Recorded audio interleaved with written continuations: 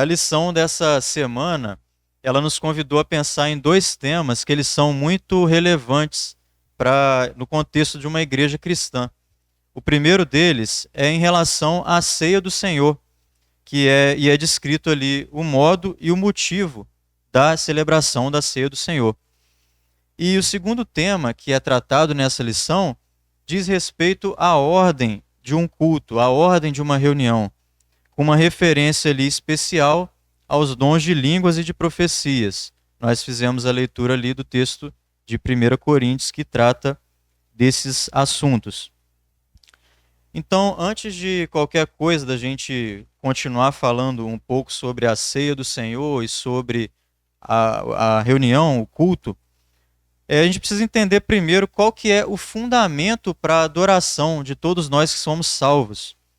Conforme a leitura que foi proposta pela revista na segunda-feira, lá no primeiro capítulo da carta aos Colossenses, a gente vai estar lendo lá Colossenses capítulo 1, dos versos 12 até o verso 20. Essa passagem ela traz o fundamento da adoração, dando graças ao Pai que nos fez idôneos para participar da herança dos santos na luz. Ele nos tirou da potestade das trevas e nos transportou para o reino do seu Filho, do Filho do seu amor, em quem temos a redenção pelo seu sangue, a saber, a remissão dos pecados. Então, o primeiro fundamento de todo o adorador é esse, é a cruz de Cristo. Ninguém pode chegar à presença do Pai se não passar primeiro pela cruz de Cristo. Não existem atalhos para chegar ao Pai. Então o caminho é somente um, a cruz de Cristo. Dando sequência no versículo 15 de Colossenses capítulo 1, o qual é a imagem do Deus invisível, o primogênito de toda a criação, porque nele foram criadas todas as coisas que há nos céus e na terra, visíveis e invisíveis, sejam tronos, sejam dominações, sejam principados, sejam potestades, tudo foi criado por ele e para ele. E ele é antes de todas as coisas, e todas as coisas subsistem por ele. E ele é a cabeça do corpo, da igreja. É o princípio e o primogênito dentre os mortos, para que em tudo tenha a preeminência, porque foi do agrado do Pai que toda a plenitude nele habitasse, e que, havendo por ele feito a paz pelo sangue da sua cruz, por meio dele reconciliasse consigo mesmo todas as coisas, tanto as que estão no céu, como as que estão na terra, como as que estão nos céus. Então essa aqui é a base da adoração, a base de todo o adorador. Cristo, ele é a ponte que faz a ligação, que faz a reconciliação do homem com Deus. E através dessa reconciliação, a gente tem aqui estabelecido o fundamento da adoração, o principal fundamento para ela. Então, entendido que esse é o primeiro fundamento, a gente precisa se atentar a essa palavra adoração. O que os irmãos entendem como adoração? O que significa adorar? Alguém se arrisca? Veneração, admiração profunda, sem limite. Mais alguém tem outra definição ou concordam com a definição da irmã? Então a irmã acertou a definição. Cultuar. A definição é basicamente essa, né? Render culto, expressar uma admiração, venerar ou amar extremamente. A gente às vezes usa, né, essa palavra de forma leviana, né? Dizendo que adora tal coisa ou adora outra coisa, mas na verdade essa palavra é muito mais extensa. E a adoração, se a gente consultar alguns dicionários bíblicos, eles definem a adoração como uma palavra que tem um tema muito extenso. Mas o conceito essencial dela é que ela é exatamente essa ação ou essa atitude de prestar culto, de cultuar. Através dos séculos, a igreja cristã ela utilizou diferentes formas e diferentes expressões de adoração. E essas formas elas caracterizam modos de cultuar diferentes, mas isso não significa que isso mede o grau de espiritualidade daquele que está adorando. Uma forma diferente de adorar não significa que a espiritualidade é menor ou maior. E assim nós temos um comentário do Dr. Russell Shedd, que diz: qualquer que seja a expressão do culto como veículo de adoração, a sua forma é externa, mas a atitude do coração é interna, muitas vezes oculta da própria percepção do adorador. Deus preocupa-se mais com o coração do que com a forma, e o próprio Deus quem toma a iniciativa na busca de verdadeiros adoradores. Atos religiosos não expressam necessariamente um amor real. O mesmo acontece com a adoração. Os atos externos mais notáveis podem facilmente enganar. Então, a adoração verdadeira, ela vem de dentro, ela vem do coração. Então, um resumo: adorar está ligado à nossa atitude de prestar culto ao Senhor Deus. E essa atitude deve ser a expressão de um coração sincero e verdadeiro. E isso é o próprio Senhor Jesus que estabelece esse padrão.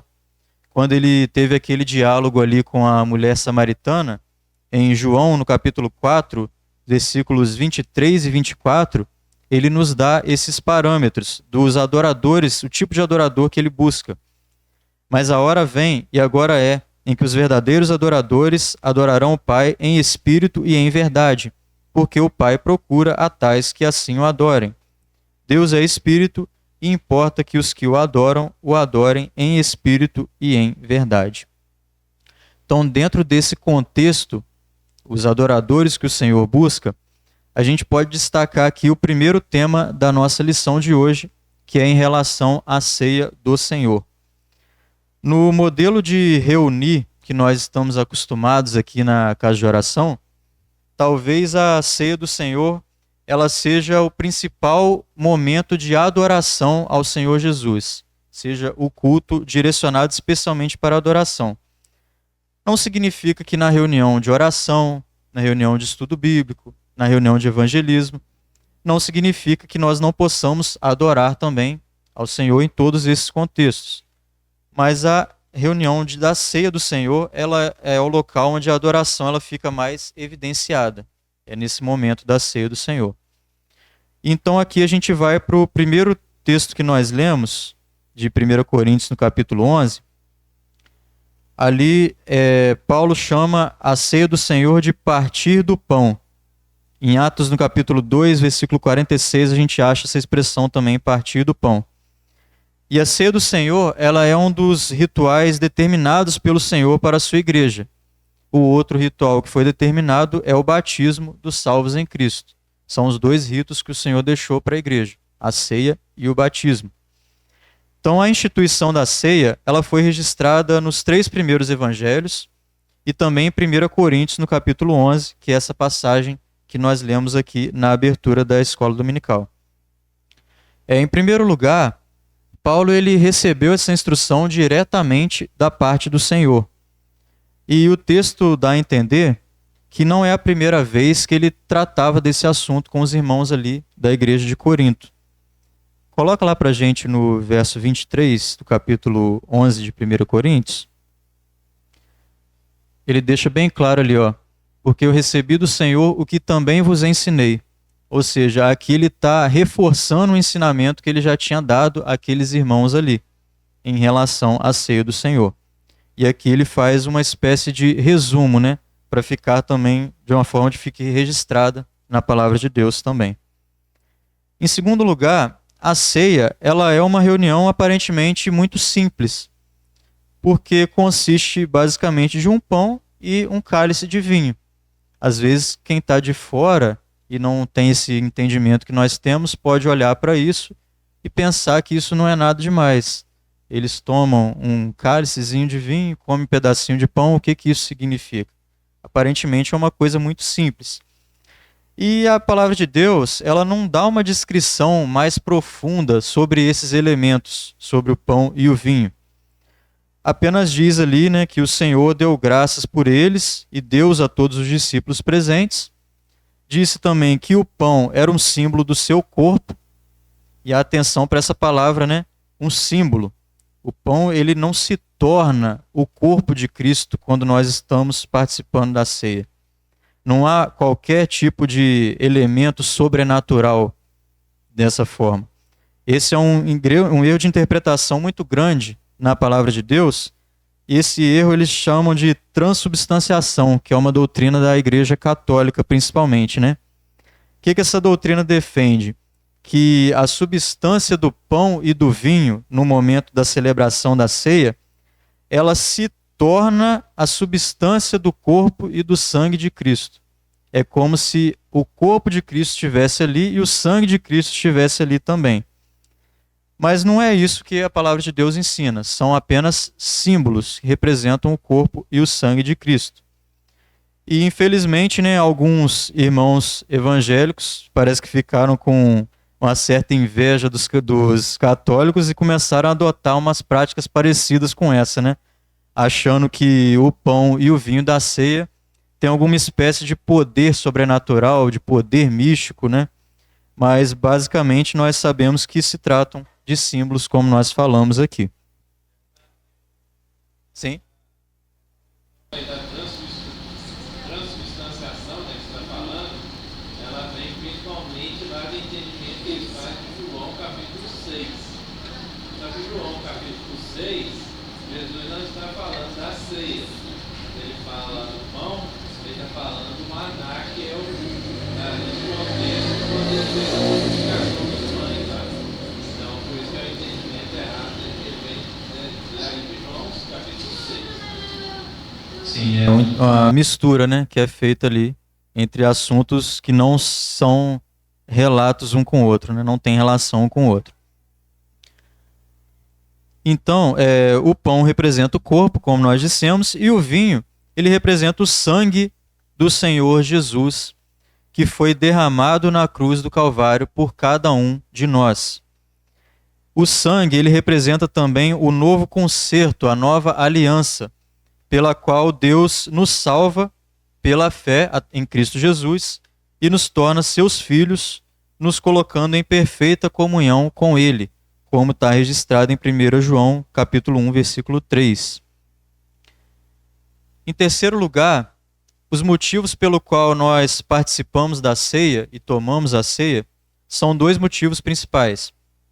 O primeiro é em memória do Senhor, ou seja, como uma forma de recordar do nosso Salvador, não só a sua morte, mas também a sua vida perfeita e a sua ressurreição e a sua subida aos céus.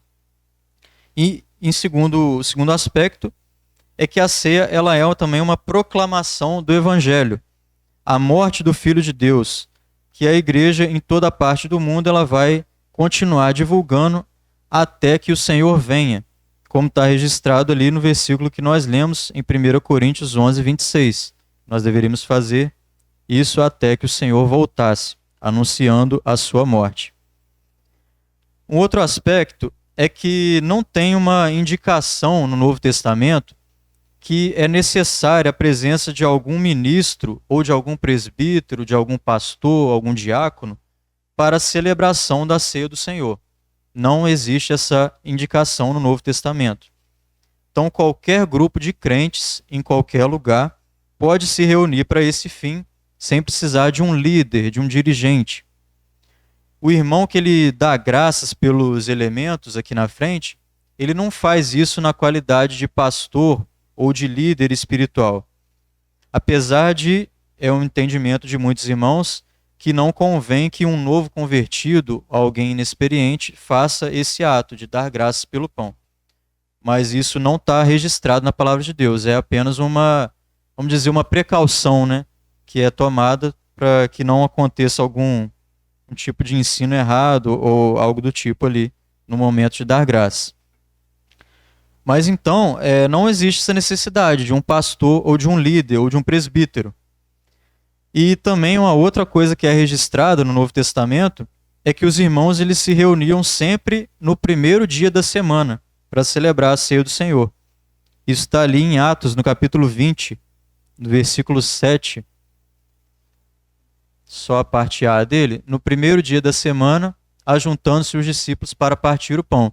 Então essa era a tradição deles, reunir-se sempre no primeiro dia da semana para estarem partindo o pão, celebrando a ceia do Senhor. E é uma pena que a gente observa hoje em dia que se tornou comum em muitos lugares essa celebração passar a ser apenas uma vez no mês, em outros lugares só uma vez no ano, ou só em ocasiões especiais como Páscoa ou como Natal. E até alguns casos que a gente ouve também de certos irmãos, certos grupos de cristãos que ficaram anos sem participar da ceia porque não tinham ali um líder ou um pastor para tomar essa iniciativa. Então é uma situação muito triste que a gente encontra, né? São crentes que eles não conseguem dar um passo para frente sozinho. Tem sempre que segurar na mão de alguém para poder estar fazendo qualquer coisa. Depende de um líder ou de um pastor, de um presbítero, até mesmo para tomar decisões simples nas suas vidas cotidianas. Então é uma pena que a gente observa como que a ceia do Senhor ela tem sido deixada de lado em muitos lugares, né? O segundo tema que foi proposto na lição de hoje diz respeito à ordem da reunião, à ordem do culto. E esse texto é lá em 1 Coríntios, no capítulo 14. Esse capítulo 14, ele todo trata sobre isso, sobre a decência, sobre a ordem, sobre como deve ser um culto, sobre o uso dos dons espirituais. Ele traz diversas exortações a respeito dos dons. Só que a gente vai se ater hoje mais nessa parte que nós lemos mesmo, que diz respeito à ordem do culto. O dom de línguas que nós lemos aqui, ele era um sinal para os incrédulos. Ali no versículo 21 desse capítulo 14 de 1 Coríntios, pedi a Patrícia para colocar, Paulo ele faz aqui uma referência a uma passagem de Isaías, lá no capítulo 28, versículo 11. E essa passagem aqui, ela se refere aos judeus que eram incrédulos. Está escrito na lei: por gente de outras línguas e por outros lábios falarei a este povo, e ainda assim me não ouvirão, diz o Senhor. Então aqui ele está se referindo aos judeus que eram incrédulos. Eles ouviriam os irmãos falarem em outras línguas e mesmo assim eles não iriam crer. Então esse dom de línguas ele era um sinal para aquele período. Outra coisa importante é que o essencial num ministério não é exibir os dons para os irmãos da igreja. Os dons eles devem ser usados para a edificação do corpo de Cristo.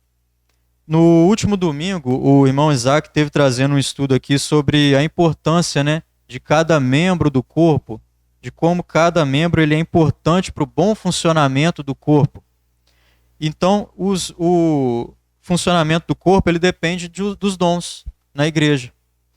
E os irmãos não devem procurar aquele dom que traz mais glória, que traz mais holofote, que traz mais elogio, mas sim cada um deve fazer a sua parte para o crescimento e para a edificação da igreja, sempre buscando a edificação da igreja, não a edificação própria. Então Paulo, quando ele escreveu esse capítulo de 1 Coríntios 14, parecia que ele estava vivendo nos dias de hoje. Porque olha o que ele fala no versículo 23 que nós lemos, né? Se toda a igreja se reunir e todos falarem em línguas, e entrarem alguns não instruídos ou descrentes, não dirão que vocês estão loucos? Então parece que ele acabou de descrever o que a gente vê todo dia, seja na internet ou qualquer lugar que a gente vê por aí.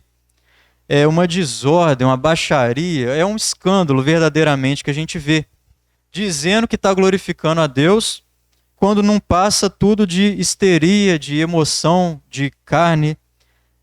Tem um irmão que diz que tem mais carne nesse tipo de movimento do que no pastel de carne que vende lá na feira. Eu não vou falar isso, estou só citando o que o irmão falou. Mas é cada coisa que aparece que a gente fica na dúvida às vezes. Será que isso é um culto mesmo cristão? Será que o Senhor está participando disso? Ou será que isso aí é um ritual de macumba, que às vezes parece? Às vezes é mais desorganizado do que um ritual de macumba, né? Tem certos lugares que a gente passa em frente que você não sabe o que está acontecendo ali. Então é cada coisa que aparece que a gente fica nessa dúvida aí. E quando você conversa principalmente com um descrente em relação a essas coisas, a reação deles é essa que Paulo descreveu ali. esse pessoal é tudo louco, é todo mundo doido. E pior que eles colocam a gente nesse mesmo grupo, né?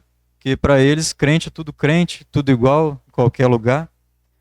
Então a gente tem que acabar explicando a diferença para eles, como que é o certo. Mas até a gente chegar nesse assunto de explicar como que as coisas devem ser, às vezes essa pessoa ela já acabou se afastando de uma possibilidade de ouvir o evangelho. Porque ela pensa assim, eu me meter nesse meio aí de gente doida, gente louca, eu fazer o que lá, perder meu tempo? Então, o Novo Testamento, ele não dá detalhes para a gente da liturgia que a gente deve seguir. Ele não traz ali muitas informações, mas ele nos dá alguns princípios que devem ser seguidos para o bom andamento da reunião. E cabe aos irmãos, dependendo do contexto, se valer ali do bom senso para definir a liturgia que vai ser seguida. Porque, dependendo do contexto, podem ter variações, desde que seja respeitado o princípio fundamental, que é decência e ordem. Então, por exemplo, às vezes a gente pode ver algum vídeo de um culto cristão, por exemplo, na África, e a gente achar que está faltando ordem, está faltando decência, mas isso na nossa visão, no nosso contexto aqui. Às vezes, no contexto deles lá, é uma forma decente e ordeira de se reunirem. Então, a gente deve levar em conta o contexto também, que podem haver variações dependendo desse contexto. Lembrando sempre de respeitar o princípio da ordem e da decência. No versículo 26 desse capítulo 14 de 1 Coríntios, Paulo ele mostra ali que havia uma variação na adoração das igrejas, na igreja primitiva, naquele momento. Eles não seguiam ali um programa definido, como diz ali, né? Quando vos ajuntais, cada um de vós tem salmo, tem doutrina, tem revelação, tem língua, tem interpretação. Faça-se tudo para edificação. Então isso dá a entender ali que não havia uma liturgia definida, que os irmãos eles se reuniam não para ir ouvir alguém pregar ou para ouvir alguém cantar. Cada um deles levava uma palavra, levava um cântico, levava alguma doutrina, e todos eles iam com esse sentimento de contribuir de alguma forma para o andamento da reunião. Então, será que a gente, quando se reúne, a gente vai sempre também com esse desejo de estar trazendo alguma coisa para contribuir com a edificação dos irmãos? Ou será que a gente às vezes vai só para ser um mero espectador da reunião? Eu venho às vezes só para ouvir o grupo cantar, porque eu gosto, o irmão vai pregar, eu gosto de ouvir o irmão pregar. Aí às vezes na hora do cântico da igreja eu mal abro a boca para cantar. Será que a gente vem com esse pensamento de contribuir sempre, ou a gente vem só para assistir a reunião? Então, um princípio básico para a gente é sempre estar com esse desejo de auxiliar na edificação dos irmãos, cada um fazendo a sua parte para o bom funcionamento do corpo de Cristo. Então, por que às vezes a gente pensa, por que eu vou me preocupar em fazer alguma coisa se já tem alguém lá para fazer? Mas se todo mundo pensasse assim, ninguém ia fazer nada e o serviço não ia andar. Então, não é esse modelo que a igreja seguia ali no início, né? Então a gente sempre deve levar em conta esse desejo de contribuir para o crescimento e para o proveito espiritual dos irmãos, levando sempre em conta, né, o versículo 40 desse capítulo 14, que nós citamos aqui algumas vezes, que é fazer tudo decentemente e com ordem, sempre. Para a gente estar caminhando para o final, eu vou estar lendo aqui 1 Coríntios 10, versículos 16 e 17, ele faz aqui um resumo, né, da importância da ceia do Senhor e com essa unidade que a gente deve ter como corpo de Cristo, buscando sempre a comunhão e a edificação dos irmãos. Então que a gente possa estar guardando esses dois versículos no nosso entendimento nessa manhã. Porventura o cálice de bênção que abençoamos não é a comunhão do sangue de Cristo? O pão que partimos não é, porventura, a comunhão do corpo de Cristo? Porque nós, sendo muitos, somos um só pão e um só corpo, porque todos participamos do mesmo pão. Então, como eu falei seria uma participação breve, né? Que foi uma coisa meio em cima da hora, mas que o Senhor possa estar abençoando essa pequena palavra que nós trouxemos aqui hoje, que a palavra do Senhor possa estar falando a todos os irmãos